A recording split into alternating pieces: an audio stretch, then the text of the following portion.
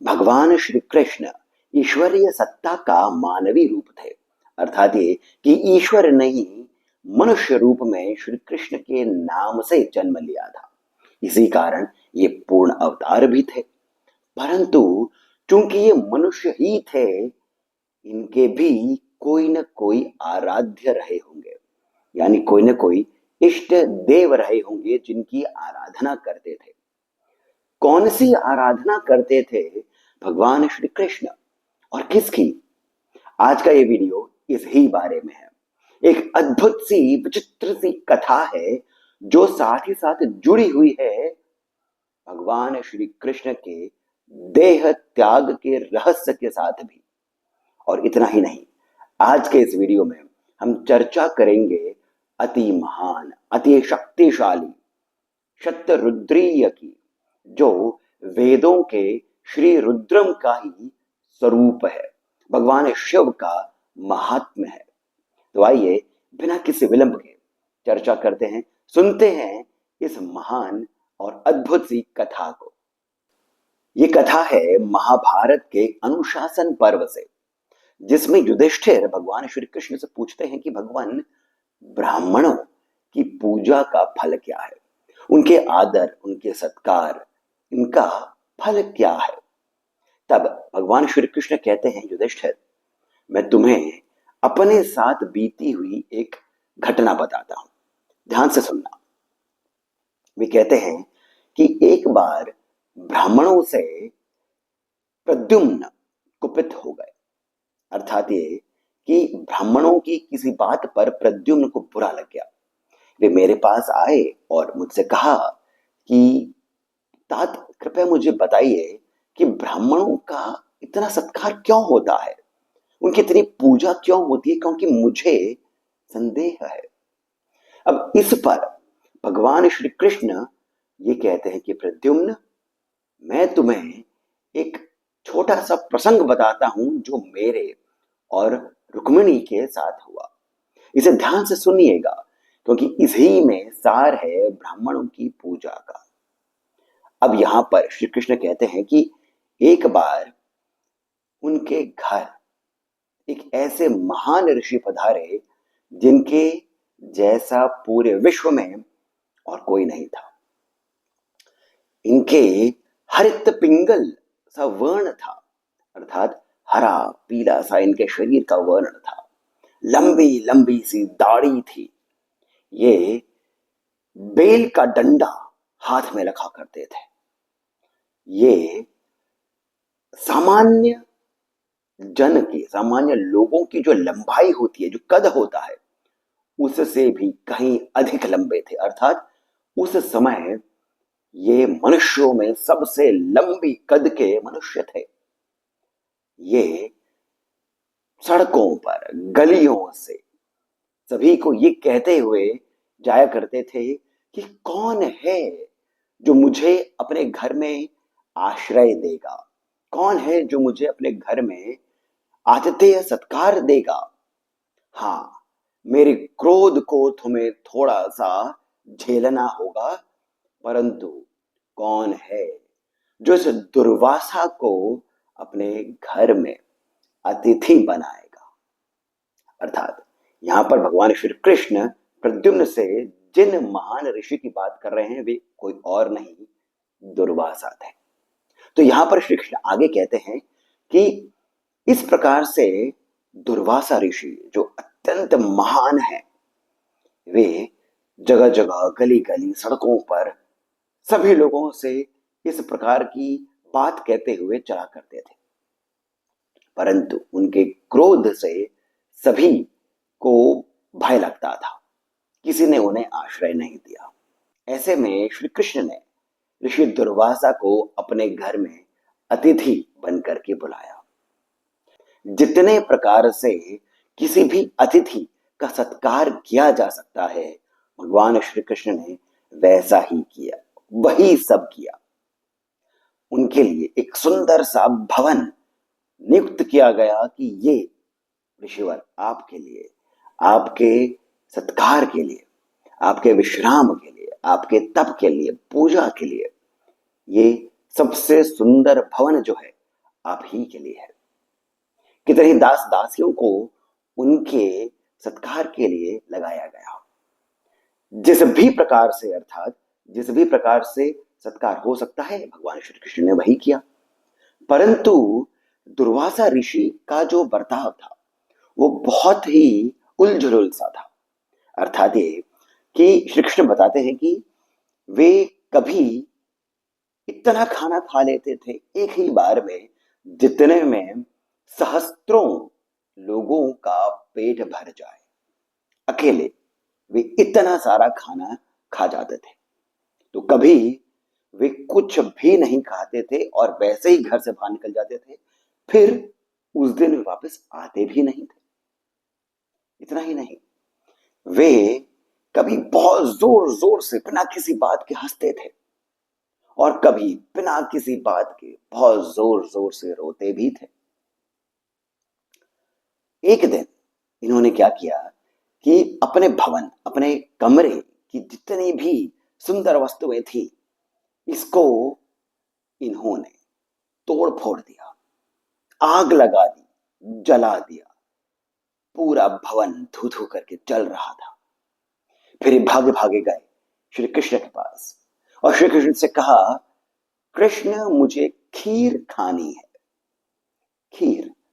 भगवान श्री कृष्ण ने अपने सभी दास दासियों से कहा कि जितने भी पकवान बनाए जा सकते हैं आप बनाइए, और उन सब से भी अति उत्तम रूप से आप खीर बनाइए। भगवान श्री कृष्ण स्वयं खीर को दुर्वासा मुनि को अर्पण करने हेतु आए।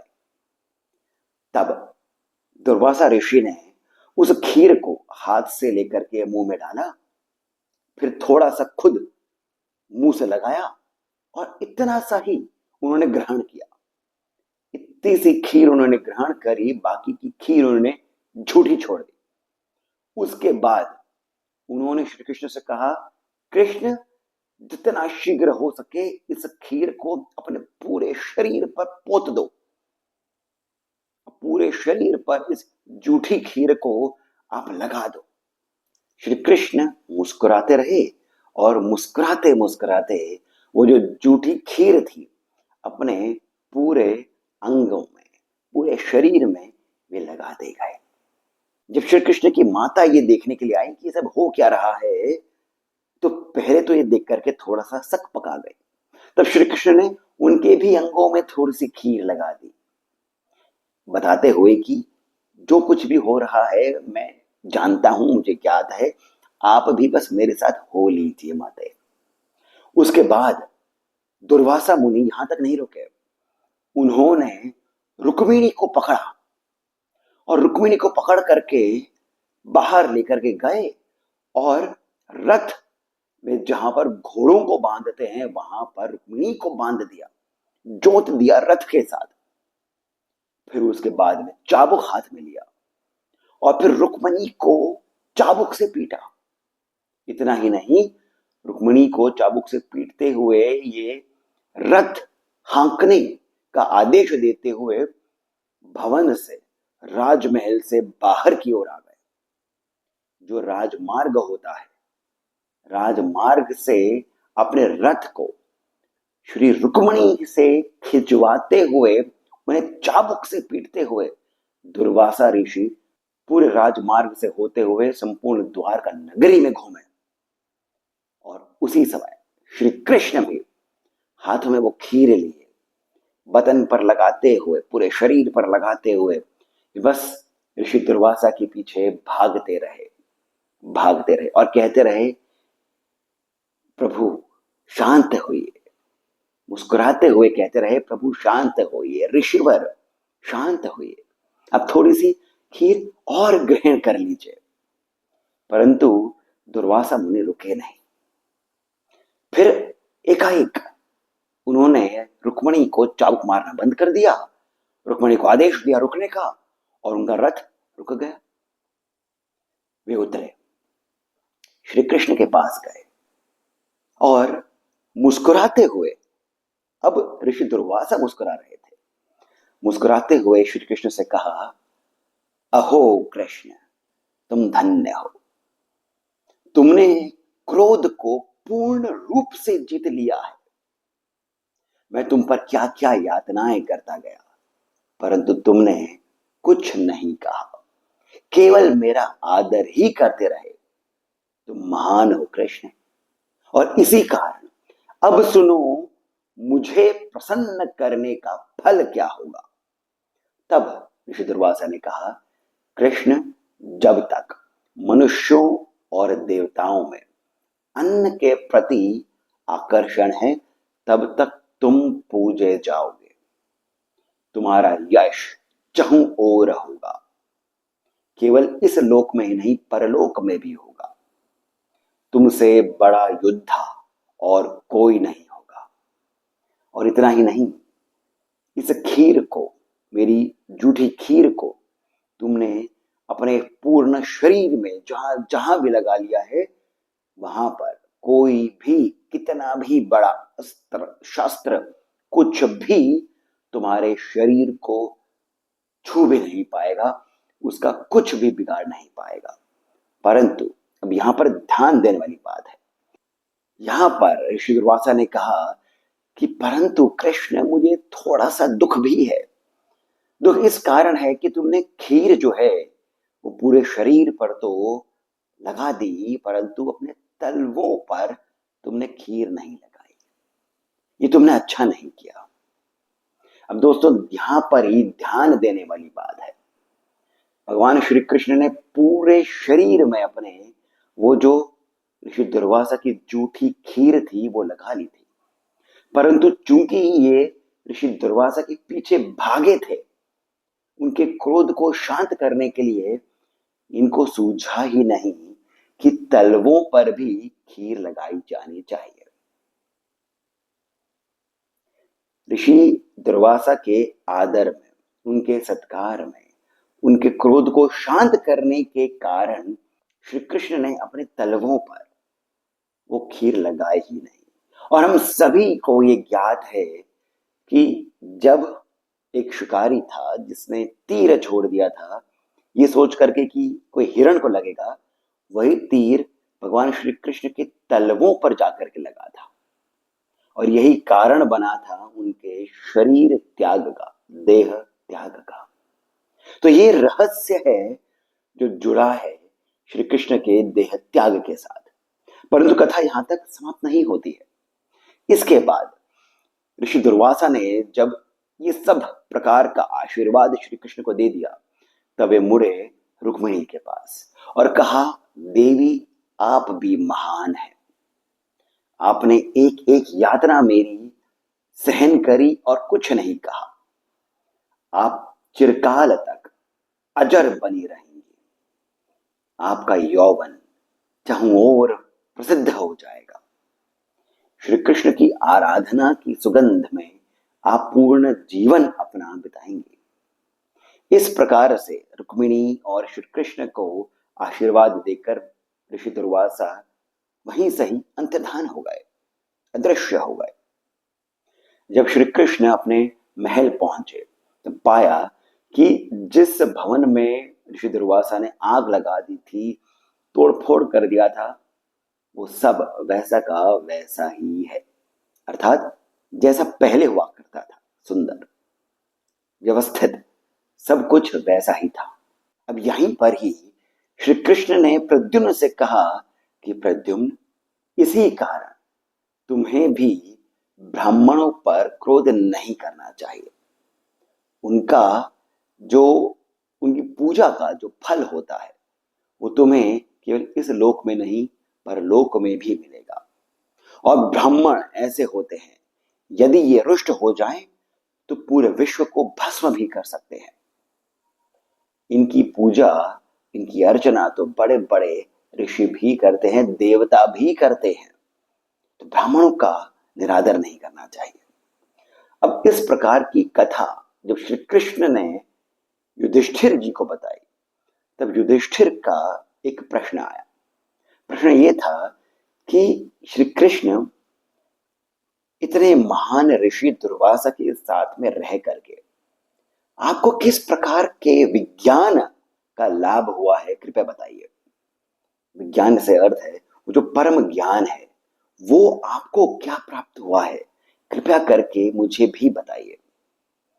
तब दोस्तों यहां पर श्री कृष्ण कहते हैं कि ध्यान से सुनिएगा युधिष्ठिर, मैं आपको शतरुद्रीय के बारे में बता रहा हूं।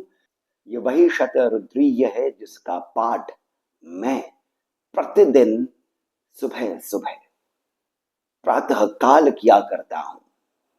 इस शतरुद्रीय के पाठ से सभी मनुष्य सभी प्रकार के पुरुषार्थ को प्राप्त कर सकते हैं। ऐसा कह करके श्री कृष्ण ने उनका जो ये स्तोत्र है शतरुद्रीय, वो बताया युधिष्ठिर को। और दोस्तों इसी कारण महाभारत इतना महान ग्रंथ है। इसमें शिव सहस्रनाम भी है, विष्णु सहस्रनाम भी है, इसमें महान गीता भी है और इसमें शतरुद्रीय भी है।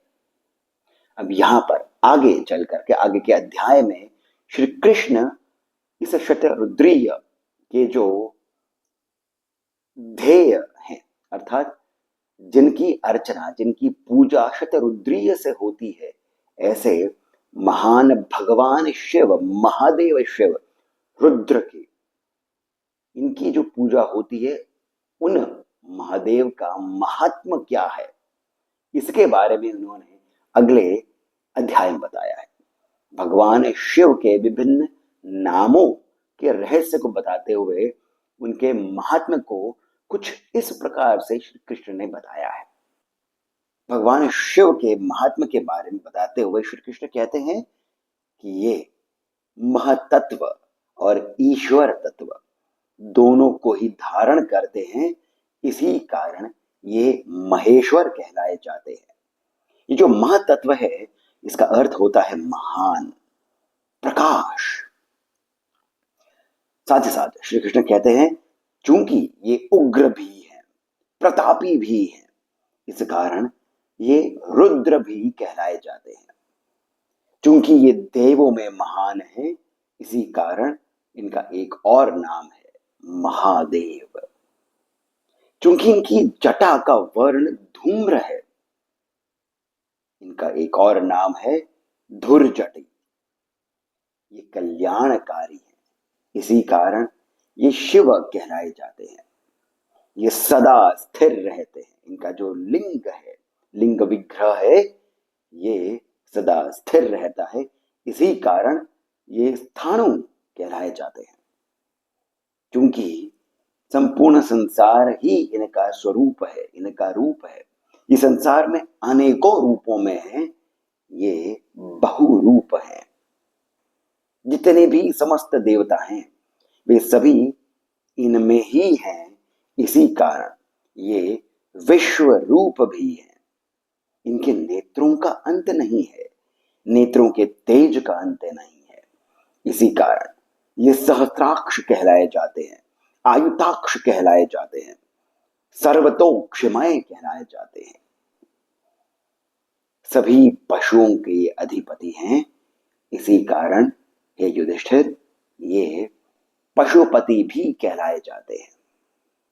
तो दोस्तों इस प्रकार से भगवान श्री कृष्ण ने न केवल ब्राह्मणों का महात्म बताया, वेदों में जो रुद्र पाठ होता है उसमें जो श्री रुद्रम होता है, उसी का महात्म जो है वो शतरुद्रीय के रूप में युधिष्ठिर को बताया।